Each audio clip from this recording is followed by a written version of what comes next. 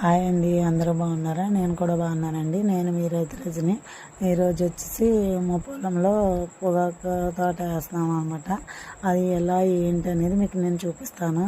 ఇలా ఉంటాయి అనమాట, ఇలా బోధులు ఉంటాయి. ఇలా బోధులు అంటే తడి పెట్టుకుంటూ వెళ్తారు.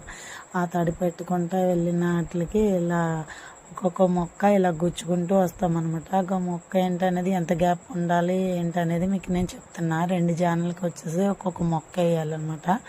మొక్కలో కూడా దానికి ఒక్కొక్క దానికి మచ్చ అని ఉంటుంది అనమాట. ఆ మొక్క మచ్చ లేకుండా చూసుకోవాలి. ఆ మచ్చ ఉన్న మొక్క అయితే వేస్ట్ మొక్క అనమాట. ఇలా ఉంటుంది. నారు వచ్చేసి పొగాకు నారు. దాన్ని నీట్గా శుభ్రం చేసి మరీ వేయాలన్నమాట. ఇది చాలా నీట్గా ఉంటుంది. ఇక్కడ దీన్ని తోటేత మొక్కేత అని కూడా అంటారు. మళ్ళీ దీన్ని తోటేత అని కూడా అంటారనమాట.